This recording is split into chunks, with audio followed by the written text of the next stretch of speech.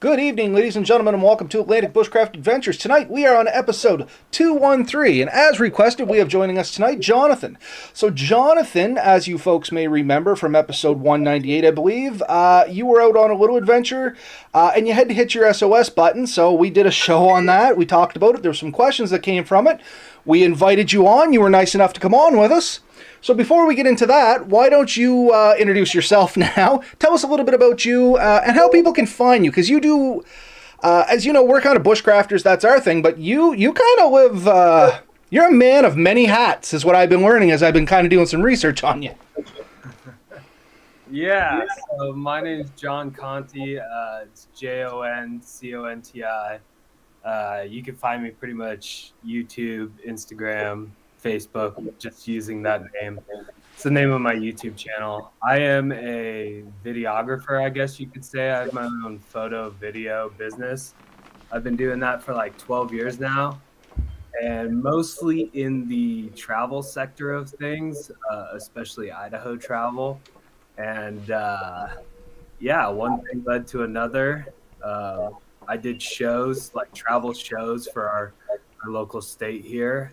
And it just kind of spawned into the YouTube channel and stuff that you guys picked me up on. So I always tell people first, like, the video camera came first long before YouTube, okay?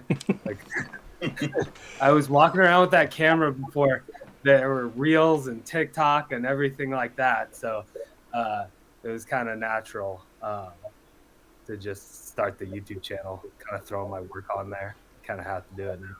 So, And that's fair enough. And if anybody actually cares to jump on John's website there, you got some amazing pictures. I mean, I ever since you agreed to come on the show, like I said, I've been kind of doing my research on you and looking at some of your stuff. You got some beautiful pictures on your Facebook, your Instagram. You have some nice videos on your YouTube side of things there, where you might get some viewers from us. Hopefully they branch off, go some of your other stuff. As I said, we're kind of outdoorsy, adventure-y people. You yourself in I guess the pursuit of your passion there, your videography, you've done a fair amount of traveling. You've been around, you've seen some things. The wilderness adventure kind of goes hand in hand with it. Looks like you have a lot of fun out there, honestly. Kind of envious on some facts. You get to see a lot of cool stuff from real neat perspectives, because if anybody knows a little bit, to get a good shot from a camera, whatever you want, sometimes requires you to go a little bit off the beaten path and maybe a little bit out of the way, wouldn't you say? Yeah, I'd say that. And yeah, that was kind of how I got into the wilderness thing. Like, I haven't been doing the wilderness thing that long. It's only been, I think this is year 3 for me of like actually being out backpacking and stuff. Like, I didn't grow up with it. I picked up the camera first. Like, that was just kind of my passion. Worked at news stations and stuff. And then that, you know, kind of put me into the travel sector. You know, you always have that dream of being the travel photographer or whatever. It's kind of this fantasy that we all think about. So I kind of pursued it. And then I got to do a lot of cool travel stuff that was like really, I don't know what we want to call it, luxury, but like some first class travel stuff, you know, because my job, usually it's like I jump on a tour with a tour company or something like that. So the tour company is taking people that aren't accustomed to outdoors, wilderness or stuff. It's all there for you. They're cooking your meals and stuff. So a lot of the stuff I've done around everywhere, you know, I've worked in France, in a little island in France called Corsica, Mexico, Patagonia. Like, but all that stuff that I did was like, you know, someone held my hand. And I think like just 3 years ago, I was like, man, I would love to try this, like go a little bit deeper into this. And yeah, that's kind of what spawned it. And obviously the camera comes and I get to take pictures. It's kind of fun. Well, I mean, you kind of, I guess it was one of your comments, but you kind of said it yourself. You are living the dream for you. You know what I mean? You're getting to do some awesome stuff, do some exploring. So I assume it was somewhere during this exploration, your little incident happened back in November of last year, if I remember correctly. Yeah, it's been a while. I try not to think about it too much. So I had to go back and kind of relive it a little bit before coming on here. But yeah, I'd gone out into the Bitterroots before. The winter thing's even newer than the summer thing. I'm in Idaho. You guys are in Canada. I'm guessing our weather's kind of similar. It sucks. It's yeah, that's pretty close. Like if you're gonna go out into the wild here, like and not experience snow, you get 4, 5, maybe 6 months if you're lucky, right? So going out into the snow and learning to do that was kind of something I tried to do, and I started doing it last year. So the Bitterroots trip that you saw was like my first attempt of this year, and I started just like with everything doing this. Like I started with like in backpacking wise, I started with 2-mile backpacks, right? Like just by myself with my camping gear, that real lopsided backpack that looks like a used diaper on your back. That's how I started, and that's how I started doing the winter thing too. Like 2 miles, 3 miles, this and that. And then last year, I went into the Bitterroots where I got stuck this time, a different part of the Bitterroots, but I was able to pull off 20 miles there. I didn't reach my goal that time. I mean, I probably lesson learned, or maybe that's what got me in trouble this time. But I was going for this mountain peak, and I ran out of time. Honestly, like I had to work. It took me longer than I expected, so I got turned around. So this time I was like, I wanted to go back. I wanted to try to get somewhere, and I've been in the Bitterroots before, and I went for it, and definitely made some mistakes and got a little lost back. Not quite lost. I think stuck is the word. And that's a fair point. I mean, stuck and lost. When you're in the woods and you can't get back, I mean, it's a bad news bear situation. You know what I mean? The big thing that I took from your whole story was you recognized that you're in a situation that, you had to reach out for help, which is really hard for a lot of people to be able to do. I think actually we were talking about rescue systems, weren't we, Ben? Yeah. And everything kind of spawned off from there. But in any case, one of the things that I really took from your story, like I said, was you recognized you needed the help, and you used your SOS, and I think that was a Garmin Intact device, I believe, or InReach device. Yeah, the Garmin InReach Mini. And what a lot of people may know, may not know, these things, they come at a fairly decent cost and then a monthly service, you know what I mean? So even though with all this stuff, and it was one of the points that Ben and I had said back on the episode, even with all this happening, a lot of people still don't want to hit the button out of fear of what will happen when they hit the button, you know what I mean? And was that kind of on your mind? Sorry, let me back up a tiny bit. Full disclosure, both Ben and I are first responders. Ben's actually done search and rescue. I'm on the fire department. And like I said before we started, we're kind of on your side with this one. But we have some thoughts on that, and we'll get to this. But like I said, full transparency. Getting back to it, what was your thoughts right before you hit the button? Was it a no-brainer, like, oh, yeah, I'm going to hit it? Or did you have any reservations there? I definitely had reservations, but I don't think the reservations that ended up happening. My reservations was honestly with the money. Like, if I'm going to be honest, even though you pay all that stuff on the Garmin and stuff, I didn't expect it to be free. Like, if they needed to come get me, I really didn't know what was going to happen when I hit the button. I didn't know I was calling the police. Honestly, if I'm going to jump ahead, where I was at is a pretty remote location in North Idaho, and there's a town called Missoula. It's Missoula, Montana. I don't know, maybe people are familiar there with Montana. Real wild country, but Missoula's kind of a big town. It's a college town. I expected search and rescue to honestly come from Missoula. I was guessing that they would have a search and rescue team, and they would have to come down. I kind of thought it'd take them 2 days to get me because of that. And I didn't think that was going to be free, honestly. I didn't know. I knew Garmin had some sort of insurance and stuff like that, but I was like, oh man, I don't know how much it's going to cost me. Life flight here can cost you $30,000, if they're just picking you up. So that was the big initial concern. It's like, oh shit, this trip is going to cost me, a lot. Yeah. And that's why I always get, like, people say I did it for clickbait. It's like, Like, how much money do you think you make on YouTube, man? Like, Yeah, I think when people say that, they don't realize what actually needs to go in to start making this money. The one video is not going to make you rich overnight. I can attest to that. We can attest to that. like no, and I mean the one video did well. I mean it got a lot of traction. It got a lot of popularity. But like normally my videos get like, if it's a good video, 2,000 views. I think that gets you $7. It cost me probably $250 in gas for the trip alone. It's like you did it for like you're not doing it for the clicks. You're doing it kind of for the love of the game. Like if you're gonna go out there and freeze your nuts off at -degree temperatures, like you're doing it for the love of the game, for sure. Yeah, we can attest to that for sure. And a couple of things. One is, like in Canada, generally, it doesn't cost to call for 911.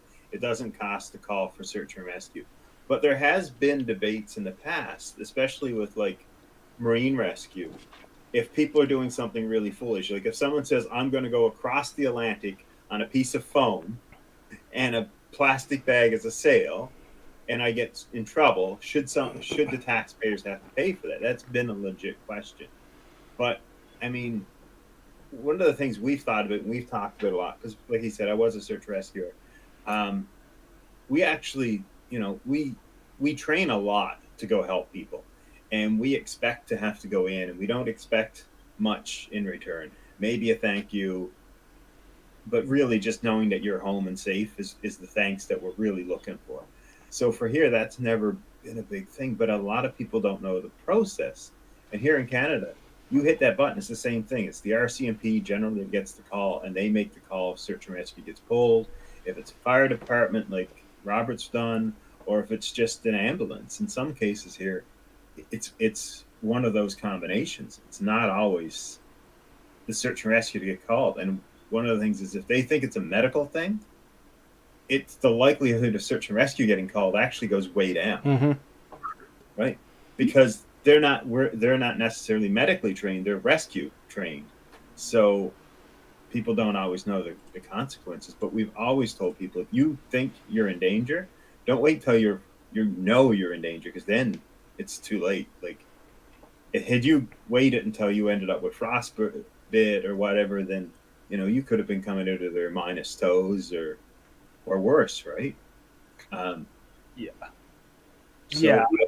I mean, that's what like my buddy was telling me. It's like, man, I don't know if I want to hit this, and he's back home and he's like, you got to hit it. And that made sense. Like I hit it the night before thinking like, give them time to get together and also give me time. And at first I was like, hey man, I can move still. Like, I'm stuck, but I'm mobile. It's a lot worse if you're not mobile, right? Yeah. Like everyone keeps yelling at me now, like be prepared to self-rescue. I understand. I understand that. Sometimes you need that extra help up the mountain, which is kind of what I needed.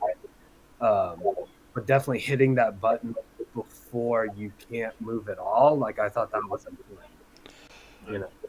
And like Ben mentioned, even on the fire side of things, search and rescue, we're big advocates for, if you need the assistance, call before it's an absolute emergency. Like, I think you did it at the proper time for the situation you were in. Yes, you were still mobile. You could move around a little bit. You had some supplies. But the reality is, even when you call for assistance, especially in a remote area, that takes time for people to get there. And if you are trying to signal for the help the instant you need it, time becomes your enemy really, really fast. So from our perspective, and we mentioned this in our previous video, was we think you did everything right. Like, you recognized it was a situation, and I do have a couple points that I pulled out of the report or the post on Facebook from the Idaho Sheriff's County, and that's the other thing I kind of wanted to point out about this and make note of. It was the Sheriff's County, or the local Sheriff's County that came out to find you. It wasn't actually a search and rescue team. It was just the local sheriffs? Yes, it was two local sheriffs that it ended up they didn't have any search and rescue training, so yeah. And this is kind of where I was going to play devil's advocate. They call it, and I'm going to refer to the post they put on Facebook quite a bit, because I read it, and I read a lot of the comments, and the majority of comments are on your side. You know what I mean? They agree with us. They think you did the proper thing. And then you get the couple that are like, it's for clickbait. And then a couple that actually, crapped all over the sheriffs there. And were they perhaps a little unprofessional with the way they put that post up? My opinion, yeah. I think it could have been handled a little bit more delicately, but playing devil's advocate on this ever so slightly is, the reality is, like you said, they weren't search and rescue. They didn't really know what they were getting into. They don't, and from that lack of training, I'm sure you can attest to this a little bit, Ben, and maybe touch on it a bit. When you don't have that training, you don't realize what you are going into or what the person you are looking for is potentially in. A big point they made was, they said there was only 2 feet of snow. But in a hollow, you could see from the pictures from your video, that wasn't exposed to heavy sun for the majority of the day. So in a hollow, that's going to accumulate a lot of snow. It's not beyond belief that there was 5 or more feet in certain areas down there. You know what I mean? And like, it's a totally different world. Also, I didn't know that like they were just going to cherry pick quotes out of the thing. It's like you're frustrated. I didn't take out a tape measure and measure the snow. I'm just making the point, like, it's waist deep in a loop in here, like, and then everyone wants to nitpick the snow.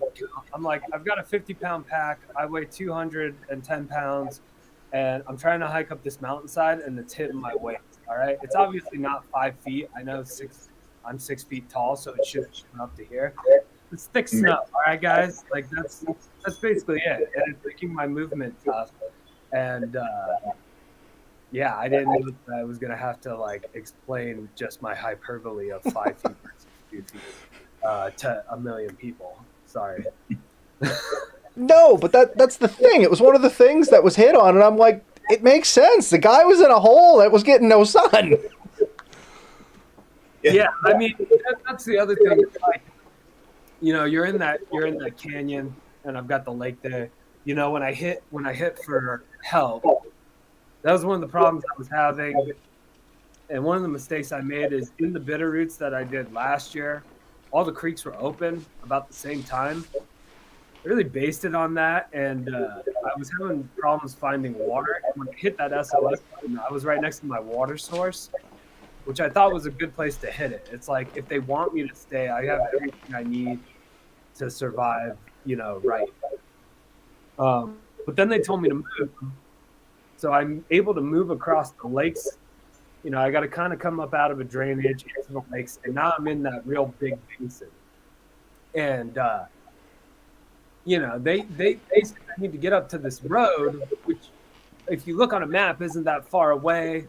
But it's like I think someone said it's like a 34% incline or something like that. I don't know the math behind it. But it's this steep bit of snow with no trail on the side of it. And people are like, why can't you get up to that? Even the sheriff's department was like, why can't you get up that? And I'm like, well, I'm looking at the side of this mountain here, the snow coming up to my waist. I don't even know where it ends. And for them to come down and kind of make the path for me to get up, like, I remember that so vividly, and it's just, I must have said 100 times to them, I would have never been able to get out of here. Like, I would have never found this. It's just rocks and trees in the side of a mountain. They were able to come down and make these switchbacks. It's so much easier coming down than it is going up. And when you look at it from afar, it's like, how come he couldn't get up there in 2 feet of snow when he's like, I don't know how far, half a mile from the road? It's like, because there's this mountainside, and that's what I was needing help with, and what I was asking for help with was like, and they didn't quite understand, which made me frustrated. Like, I know you want me to get to the road, but I'm looking at this thing, and I'm telling you, I don't know how I'm going to get up here, especially in the complete state I was. I don't know if you've seen the show Alone. Oh, yeah, religiously. 2 Idahoans have won it 9 seasons, all right? Did you see the one where they did the pairs? Yeah. Right? They were put 10 kilometers apart with a compass direction, and it took them average, 10 kilometers is not that far. It took them average 10 days to cover the 10 kilometers. They were covering a kilometer a day, which is what, like 0.6 of a mile. Right. So, and that was in the fall. Like, the weather was actually decent. It's just rough terrain. So Yeah, we can cover 20 kilometers or like 15, 16 miles in a day in good weather on a level straight trail. That's an average person can do that. Put that in heavy terrain with a couple of feet of snow, and that's an impossibility. It's just something you just ain't doing, right? Like you're going to be exhausted. You're going to be um, probably injured if you're not careful. And this is the thing: you're already in a panic position, and I use panic loosely, but like No, enough to be nervous. Right. Yeah.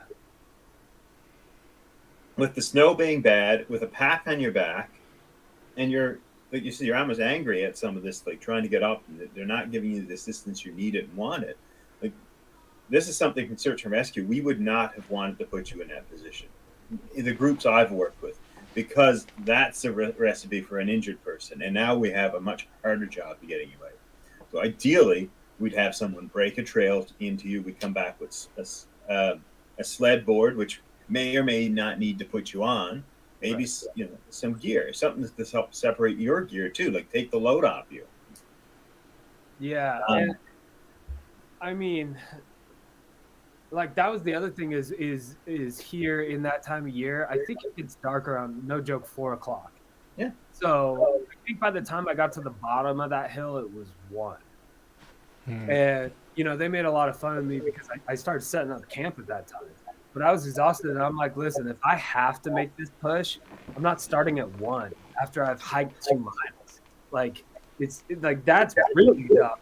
The worst thing that can happen is like all of a sudden I'm stuck on the side of the mountain in the dark with no food and no water and no place to put up shelter. Like that's and now they're trying to find me there instead of the big landmark that's the lake.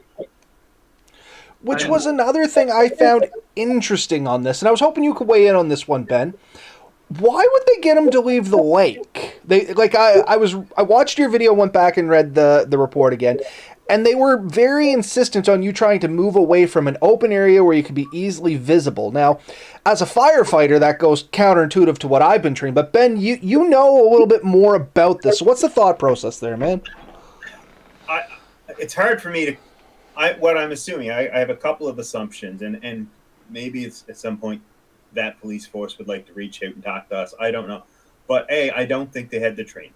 So they did not know. And B, I don't think they were willing to commit the resources to send a helicopter or some kind of motorized vehicle out to get them. Because there should have been, I would assume there's snowmobiles or something in the area that could have been used to help assist. Well, so they had 2 snowmobiles at the top, right? Each one-seater. I was going to say, they brought 2 one-seater snowmobiles.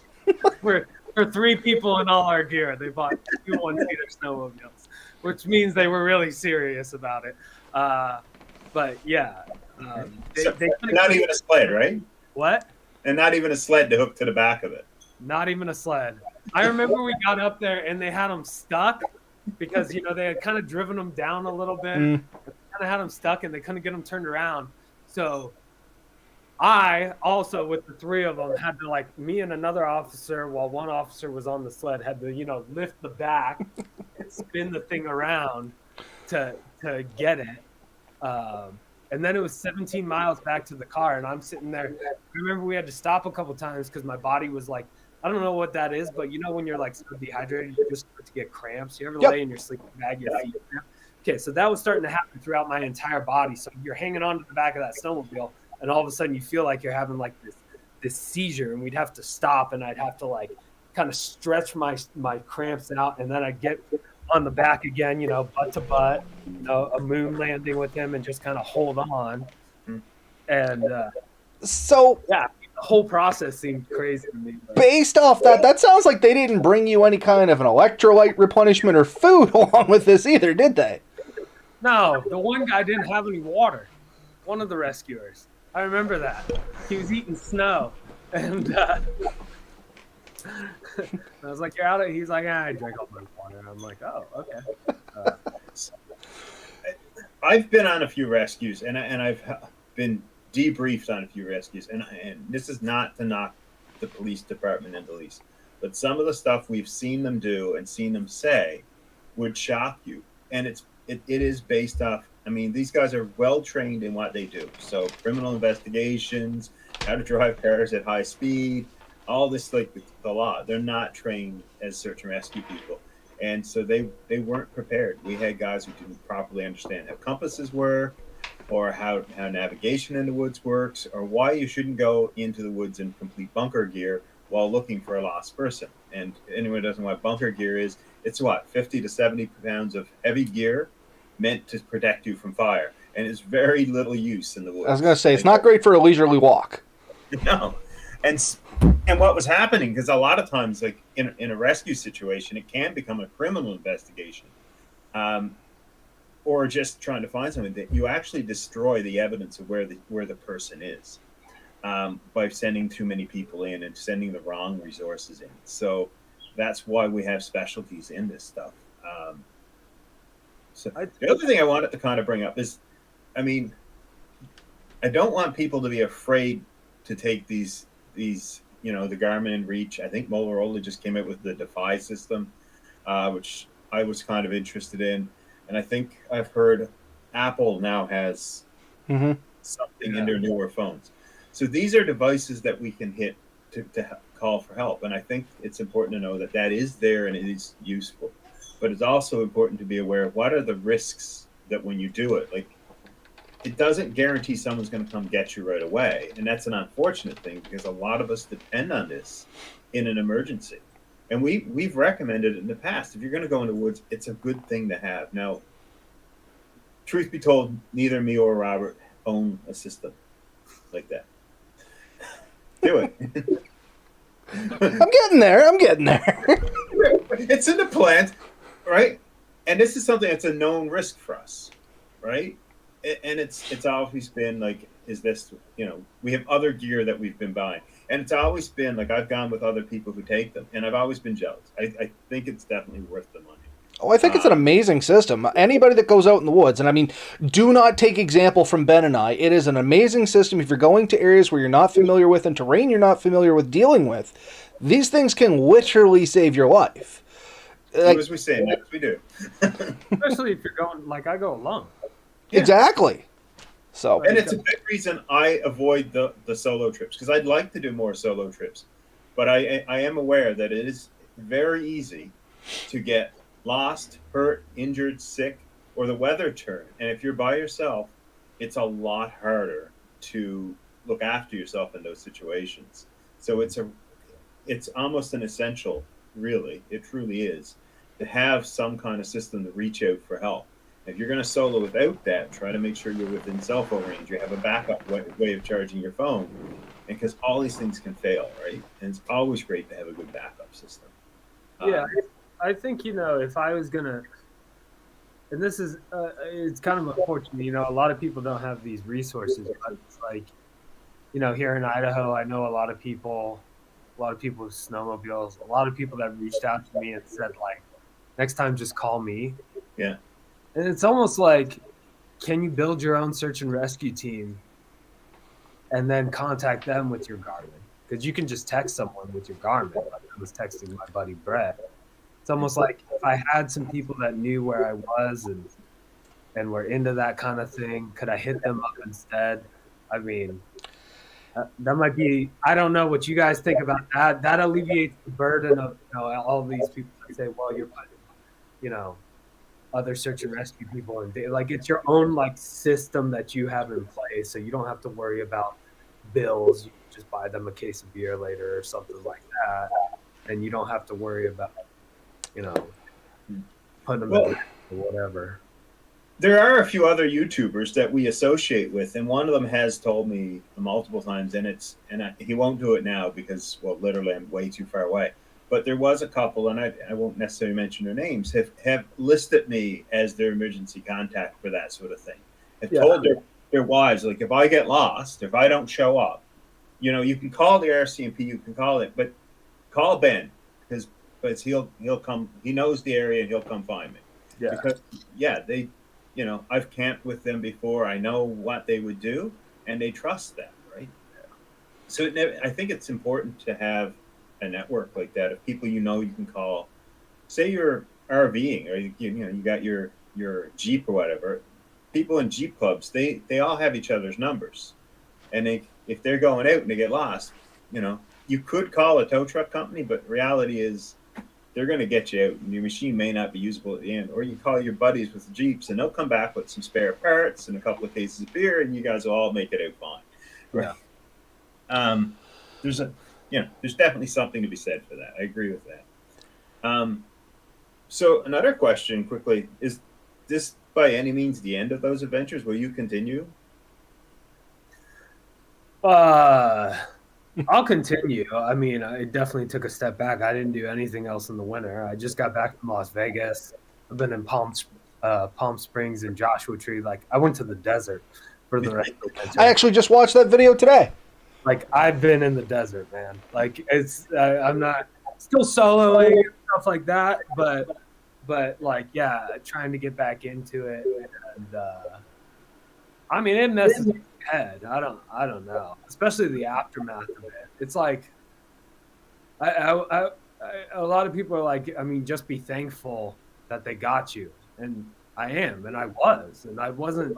Like, I think it's important. Like, I didn't come out and say anything negative about the sheriff's office. Like, they posted that. They fired at me. I don't know why. I didn't say, like, oh, you guys suck or anything like that. And even afterwards, I didn't post anyone's names or, like, I did the best I could, even though I was upset after they posted that. But, you know, I am thankful they came and got me. Like I said at the start, they probably could have handled it better, a little bit more professional. But just from the comments here, Danny joins us from Red Sand Adventures. He owns a YouTube channel as well. He feels they probably meant well, and don't misunderstand. I think they meant well. I think this is a case of lack of training. In all honesty, lack of the training, lack of having to deal with this. I read somewhere else on there through a different article that they normally don't do this kind of stuff. They will call in the search and rescue team, but for whatever reason, they didn't have the search and rescue team. They went out themselves. So they have lack of training on how to perform the search, lack of training on how to retrieve you from that search, lack of training for the vehicles they were using on that search, and lack of training in dealing in that terrain while looking for a person. So they were just severely undertrained, in my opinion. Good people trying to do good things with bad training. And poor resources. Like, really, like, they didn't have the proper rescue gear. And that's probably a big reason they didn't go in. I mean, but one of the officers came on and posted on that comment board that if he could have, he would have left me out there. So I don't think I didn't see that one. But that, like I said, that crosses a line of professionalism. You don't say that stuff. After the fact, and from my interaction with them, like, I don't know if they meant as well as you think. Oh no, that's horrible. Yeah, that's actually that's a straight up shot. I'll give you that one. It's a straight up shot. Or like that the way they worded that post. It's like, if you go back and you look at the other posts, it's like there were these two guys from New York that got stuck in the same area in the summer, not a mile from the road, but a mile from their car, and you just see how they worded their post and did the post, and you see the comments of like, oh yeah, good job everyone, way to hit the SOS button. But with me, they really wanted to make an example. They had to drop that he's a YouTuber in there. I noticed they tried to hark on that. Why does your profession matter when it comes to a rescue? And I didn't tell them anything about that. They came out afterwards and was like, and we're like, oh, I don't know. They looked that up or looked me up afterwards for some reason. It's not like I was like, I mean, I'm an Idaho citizen. I wasn't out there committing a crime. I don't know why they made a post like that. Or just like taking the selfies. Like, why are they taking selfies? I noticed that too. I thought that was just those guys, I thought at that point when I seen them, it was like, okay, good rescue. Everybody's having fun. They're going home, taking some pictures. Then I kind of read the post. Like I said, your last comment there, now I have to reconsider most of what I thought. But some other things that came from that post, just to clarify, because some of our listeners, actual listeners, less on the video side of things, they may not have read this, but some of the things that came from the post they put out was when you had requested help and they were coming to get you, you said that you were out of food, and then they later posted that you had lots of food. Problem wasn't the food, it was that you had run out of fuel to prepare that food, which made that food useless. Exactly. So that was a big mistake. Like, don't do that. That was one of the biggest things I've learned. And I usually don't use those meal prep things. I think I was being lazy in my preparation there. But, like, I shouldn't have taken dehydrated meals at all. I should have had, like, nuts, berries, stuff that didn't need fuel. And I did have a full, brand new fuel canister. People didn't say I had enough. And, I mean, for sure, because I ran Well, out. you had enough for your trip. Problem was you ended up, staying longer than expected. I thought, yeah. And then the other thing was, like, a lot of people said you could eat those dehydrated meals. Like, those things rehydrate. Yeah, Whether you add water to them or not. You put those, and when you're out of water, that's another thing that I was out of, because all the streams are out. You're out of water, don't eat those. I mean, I had hundreds of thousands of people that said just eat the dehydrated meals. And No, that's not a good deal, man. But everyone, don't do that. Don't do that. That will take. They're going to rehydrate. They're going to take all the water in your body, that very little precious water that you have, and they're just going to suck it out, and they're going to rehydrate in your body, and it's going to fuck you up worse than having no food. So no, I was out of food. You can't eat those, and they're not rehydrated. If you put any water, like someone said, like you could have put water in it, put it in your sleeping bag. In the morning, it'll be cold. I think I could have done that. By that time, when I was next to the water source, I wasn't quite out of fuel yet, so I didn't do that yet. But, if you just put the regular stream water in it, that'll be frozen in 5 minutes. Yeah. Like, you can't do that. So you would probably have to, put it in next to your body overnight, heat it back up. And then another thing people said was like, I'm out of fuel, and they took offense to that. Like, you're not out of fuel, you're in the woods. And you ever try to build a fire on snow? Address that, yeah, okay. So they're like, did you bring fire stuff? It's like, yes, I brought fire stuff. I brought fire starter, I brought fire stuff. Okay, let's break down how we would start a fire and go through this. Okay, first off, we got to be next to the water source, so we can't move. 2, we're going to have to start that fire in the snow, which, as you guys know, to get a fire going in the snow, probably take you a while. Okay, you got to dry that wood out. It's just a constant thing. You got to get that up to temp. You got to keep building it, keep stoking it. We're a few hours in. You then got to break down your jet boil and somehow get water in that jet boil over the fire and warm enough. And during all this 4 hours or 5 hours that you're doing this, you're not moving, which the search and rescue team has told you to move about 3 miles. So at what point did everyone want me to start this fire? I was going to say the funniest thing about that whole thing was the 4 to 5 hours, man. You can outbuild fires with us if you're doing it in 4 to 5 hours and that much snow. I've practiced using, we used to practice using flint every time we go out. We just try to make it 50% of the time, don't start it, right? But we've practiced in the snow and we've tried to do stuff in the snow, and I've made fires in the snow, and I could have had a fire going, but my experience with it is just like you're between time and moving versus, getting that going, those 800 calories or whatever into you that you probably just spent building that fire. It's like I just didn't see the time or the opportunity to do that. So we've covered like lighting a good fire in the snow, and the thing we talk about is you have to process a fair bit of wood to do it. Because step one is you want to build a raft on top of the snow that you're going to put your fire on top of, and if you don't do that right, your fire goes straight to the ground. Right? And if you're in 2 feet, let's go be conservative here and say you only have 2 feet of snow. If it drops down 2 feet, it ain't much useful to you.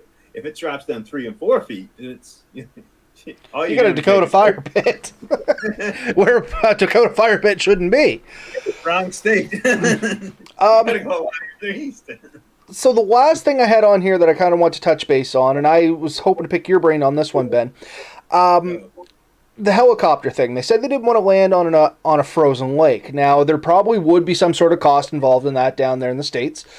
Setting that aside, The only reason I could come up for why they wouldn't want to drop a bird down there is perhaps the rotor wash. If it was light, fluffy snow, they may be worried about ice chunks coming back up and hitting a blade. I know when I worked with Natural Resources, we had different types of helicopters at the time that we could use in different situations. So something like that, we may not knock out a Bell 212, which is the classic one that you see in like Vietnam movies and stuff like that. You know, two blades, they make the thumpy noise. They're a pretty big aircraft. But you could drop down to like a 320 or a 500, which is a significantly smaller aircraft, extra blades, rides a little bit more stable, and you can kind of cut out some of that rotor wash. But Ben, you kind of have a little more experience with this subject, so what's your thoughts on this one? I mean, yeah, you could blow up a lot of snow and stuff, and that could be a bit of a problem, but there's ways to handle that. They probably wouldn't be overly comfortable landing on ice because it could break, and then you're down a helicopter. A good pilot, and I'm going to stand behind this one, a good pilot would have been able to hover close to the ground and allowed him to get in or let out a rescue guy. So the big thing is, when I did my landing courses for this, and anyone who knows me, I have some aircraft background, like I've been around a plane or two, is just having an open area for nothing for them to hit. So they generally want your land and forces guys. They'll land anyway. Those guys are crazy, but most of them want like a baseball field to land in. They want about 150 feet in all directions, no tree to hit. So okay, so the helicopter thing. Yeah. First of all, they did have that. They had the baseball field worth to land in. Yeah. And so the trip that I had done right before this was the Everest Base Camp trek in Nepal. So they make you in Nepal go with like, before you enter the country, like all these crazy insurances. Like you got to have like body recovery insurance up to $500,000, all this crazy stuff. Because they are constantly airlifting people out of those mountains, the Himalayas, which are very dangerous mountains. I don't know if people have heard of them. They're very dangerous mountains, much more dangerous than the Bitterroots of Idaho. And these pilots that are hungover, half drunk, are putting those helicopters all around left and right. And the whole time you're hiking, it's just an airway of helicopters, search and rescue helicopters, going and going and going and going. So that's where I had just come back from. And in Idaho, like we have a very big backcountry pilot culture. I think we've got the most like backcountry air landing strips in the lower 48 or something like that. My girlfriend's dad owned 2 little Cessnas. Like I got friends that own planes. I've got, people that own helicopters. So the idea that like this helicopter is a hard thing to find. I think some people might think that like, oh, he's demanding a helicopter. First of all, I can demand one. But like just coming from how easy people were just taking them around Nepal, how readily available they are here. And then the sheriff's department being like, basically they're kind of telling me, or what I thought was they can't get down to me. I'm saying, I don't think I can get up to you. How about a helicopter? Like it seemed to kind of make sense to me. I'm with you, and I'm kind of with Ben. I don't understand why they didn't opt for a hover exit or entrance. Even us, Natural Resources, we trained for hover exits and entrances. I know they can hover roughly around 2 to 3 feet off the ground. I mean, you got to step up onto the rung, and then you step into it. But I mean, if the 2 people had been in the helicopter, they could have assisted you up into there. Absolute worst case, you had to abandon the gear, which I mean, once again, worst case. And they could still get you out. So I didn't quite understand that one. And I guess I'm still a little in the dark on that one. I don't know their thinking behind that. But I didn't want the helicopter either. Like, we're talking about my biggest worry is cost. It's like, I know that helicopter is going to cost me some money. We're on that Garmin. We're kind of just trying to figure out this plan on the fly, right? It's both them and I communicating. So it's like, they're saying they can't get down. I'm saying I can't get up. I just fire with like, how about a helicopter? And they're like, no, we can't get you one. And I think I dropped the subject after that. Like, all right, cool. I won't fight you for it. I don't want to spend $30,000. Yeah. But then for them, like, that's kind of where my thing with the post is like, he demanded a helicopter. It's like, you took that out of context, all right? Like it wasn't like that at all. And that's kind of how it read. Like when you read this post they made, it seemed very cherry-picked about what they took and one-sided. And I'm trying to give them the benefit of the doubt, although you are shining new light on that, and I'll have to reconsider. But it seemed very selected. Like you said, it was very skewed. Yeah, that's why I posted. I mean, I don't know what this video was going to be. I don't think I had a plan to, I hadn't hashed out the video in my mind at all when I came. I was just shook when I came off. But then they posted that, and I was like, I got to post this whole conversation, like, which is what I did. I just posted the whole conversation. Am I like a shining star of peace and tranquility through it? No, like, there's a lot of times where I come off as like frustrated and upset, and like, it's like. But as a first responder, and Ben can attest to this, you're in a situation that's causing, would you say, maybe a little additional stress? Yeah. You know what I mean? Just a smidge. But like, and I didn't want to post that whole combo, but it's like, man, if you guys are going to cherry pick everything off there, I just feel like I have to post the whole combo and just, I mean, at least let the chips fall where they may and let people at least see it so they can have it in its totality. Because, yeah, I felt it was cherry picked as hell. Out of curiosity, I had to see how far it would have been. I could have made it to you in 11 hours. I didn't make it to me in 11 hours. I gave them the night before. So you drove through the night. I feel like we could have figured this out. I mean, I think I hit him up eight the day before. You could have been there in the morning. Had coffee together, and then like our happy asses up. I'd have brought my camp stove, my hot tent. Just brought more fuel and kept on. You guys do the what is that white alcohol for the stove? You talking the ethyl alcohol, or like white gas? I don't know.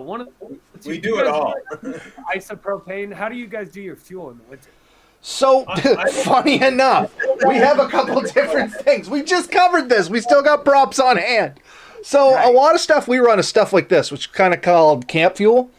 And these are for like our liquid alcohol stoves, or we can do like the icy butane like you have as well for these MSR whisper lights.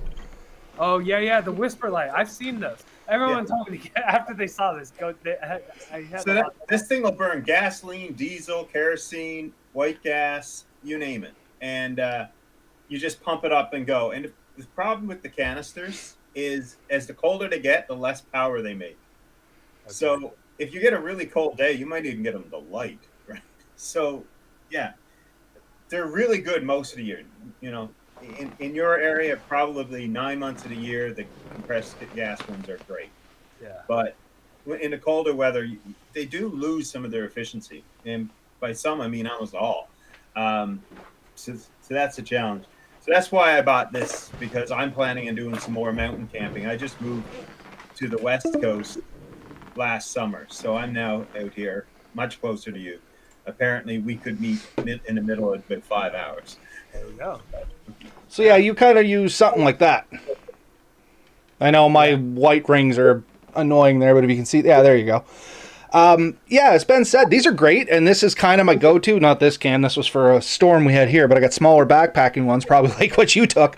That's my go-to, but as Ben said, when you get really cold, and we've had a spell here where we were in like the minus 38s, and I'm going to have to convert that for you because I can't do it in my head after it hit 0 degrees. But anyway, it's cold as hell. And these things don't work so well, and they don't work efficiently. What could have happened was, I assume it was fairly cold when you were out there. Yeah, it was like 0. So you end up using up a lot of fuel, not getting a lot of heat out of them. That's where we went with these liquid stoves. That one that Ben has there is the best one, because if you're out there with anything, literally, if you can put it in the tank, you can pretty much burn it. Well, I'm going to be doing some motorcycle trips, and I'm thinking I take a couple extra canisters of that, and if I have to, I can siphon out of the motorcycle. We are down to 8 minutes, so we have a couple of choices. We can reload, or we can wrap it up. I don't know what reload is. We just refreshed the chat. As we've told people in past, we use Google Meets. 2 reasons. One, it's free and you can pull it from the browser. Everybody can get their hands on it. And the second reason, it kind of keeps us on track to try and keep things around an hour, because Ben and I have a tendency we could talk for hours. So all we got to do is really reset our timer if you want to keep going, or we can wrap it up around there. It's entirely up to you, Jonathan. I don't know what your schedule's like, buddy. I don't care. If you have any questions, you can fire them at me. I mean... Well, let's see where we get. See if we can hammer off the last couple things I had here.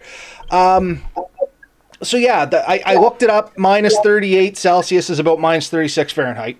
So it's not a whole lot of difference there. What's that?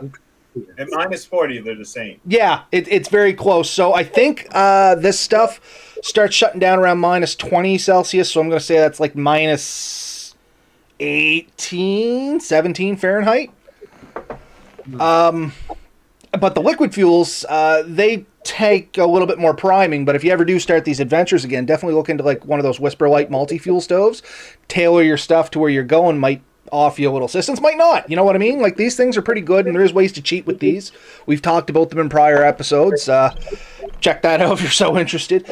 But the big last question I wanted to ask you on all of this was it worth it? And I know this very broad question, but I mean, you got out safe. Everybody tells you to be thankful for that.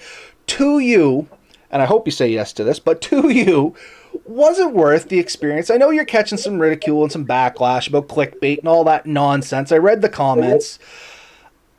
But honestly, that all kind of seems to the wayside for the fact that you got out safe, in my mind. What's your feelings? Yeah. It's hard to not focus on the negative. Even though, like, what is the rule of thumb? It takes like 10 positive things to cancel out 1 negative. Yeah. If you get 10% of negative flack online, and 90% positive, you're just going to be stuck on the negative. And it's really tough. Like, I had death threats rolling in. I had, all sorts of shit, business stuff, people messing with my business website. That stuff was kind of tough. But then all the hate generated about 900,000 views on YouTube. And I took that money and I went to Hawaii with it. And I got a grip and I learned a lot from the experience. So I just keep telling myself that. It's like, you know what? You took a bunch of shit for a trip to Hawaii. So it's like... I mean, that's fair. Perfectly honestly. Like I said, coming in from this, Ben and I were always kind of on your point of view on this. We think you did the appropriate thing. You hit the button before you were in a situation where you needed immediate rescue. You had a little bit of time. You still had some maneuverability. You still had that communication factor. We think, well, at least I did. You can speak for yourself, Ben. I think you did everything right as a first responder from my point of view. Yeah. I think that, if you ask me, like, would you go through it again? Like, if you could turn the clock back, I would probably say no. Like, I don't wish people to have to do that. And it's not even the experience of camping. Like, it's just the aftermath of it. Like, I just was a dude that wanted to camp. But I mean, like, no one's taught me this. I just have to go out and figure it out for myself. And it's like, this wasn't my first failure. It's just this failure after failure after failure. Because that's the only way you're going to learn, like with anything. And so, yeah, I'm going to go back out there again in the winter, and I'm going to get farther next time. And I wouldn't have been able to do that without failing this time. So, yes, there was, like, tons of positives, and you have to fail, and you have to fail to go further. And all this shit where people are like, oh, don't go by yourself. Oh, you're not meant to be out there, blah, blah, blah. I don't listen to that, and I don't adhere to that train of thought at all. It's like, no, go for it. Like, I mean, people do dangerous, just because you're going by yourself and it's dangerous. It's like, what? You're not going to do dangerous shit ever? Like, we've got guys climbing El Cap without ropes. Like, give me a break. Yeah. So, yeah, I mean, you just got to fail. I just wish it wasn't as public as it was. You know? That's it. And it is kind of unfortunate it came like that. Just a quick thing from the comments there. Red Bear Tactical, friend of ours, he says his white gas stove still functions perfectly at minus 54 Celsius, which would roughly be minus 54 Fahrenheit. So, how old do you think? Do you know how old that guy is? Red Bear Tactical? I know exactly how old he is. He's my age. Is he your age? Dude, it's all you old guys with all the tricks, and you all have that stove. I can see his face because all the guys that I meet that are your age, Ben, and have seen the video are like, I've got this stove. They all have it. You guys as the whisper stove. light comes up out of the darkness. You guys know, like that is the stove. So to explain, Red Bear Tactical and I we're related. He's a first cousin of mine, and we grew up in backwoods Newfoundland, like as far back in the woods as you can imagine. So we have a lot of similarities. But yeah, then you guys know what's up. From the backwoods of Canada, like you've been there doing that for that long. I should have just listened to more of your podcasts, and I wouldn't be in this situation. Hey, I wasn't going to toot our horn, but seeing you're willing to. We're here for you. So he has the SVEA 123. What's that, Ben? You'd know better than I would. I have to look that one up, but it's another liquid type stove. But in any case, we are coming up to the end of our time here. I think we've pretty much finished it up. I think we picked on poor John here enough. But once again, man, thanks for coming on. We do appreciate all your answers and stuff like that. It's way nicer to have somebody that you can bounce these questions off. You know what I mean? Like I said, we kind of did a we did a show on your video. But once again, it's one-sided. It's us making these opinions. It was great that you were able to jump on and, Yeah, I mean, I'm going to be honest. I haven't allowed my mother to ask me about it. Like, my mom tried to talk to me about this, and I was like, no. So, like, I haven't talked about it with my family. But, like, if I don't go on a podcast like this and talk about it, then people just get the one side of the story. And I feel like I have to, I should explain it. Maybe it'll help someone. I don't know. Like, yeah. So thanks for having me. I mean, we really appreciate you coming on. And, it was great meeting you. Yeah, good meeting you guys. I will check out the podcast, not the one about me, but all the others. You have 200 plus other ones to watch. So. Okay, yeah. I mean, I found the other one and I saw the description and I was like, ooh, that's about me. I'm gonna go it's all good, man. Like I said, we've been on your side. We think you did good as a couple first responders. Unfortunately, that is literally our time limit. So once again, Jonathan, ladies and gentlemen, you can check him out. What was your website again there, buddy? John Conti. Just search for John Conti. The name of my company is John Conti Visuals. But yeah, go to my YouTube channel, John Conti, JONCONTI. We got 30 seconds. It's going to cut us off. I'm done. Thanks, fellas. Night, everybody. Thanks again, Jonathan. Hopefully we'll talk to you some other time. Yeah, man. Well, hi, kids. Later, guys.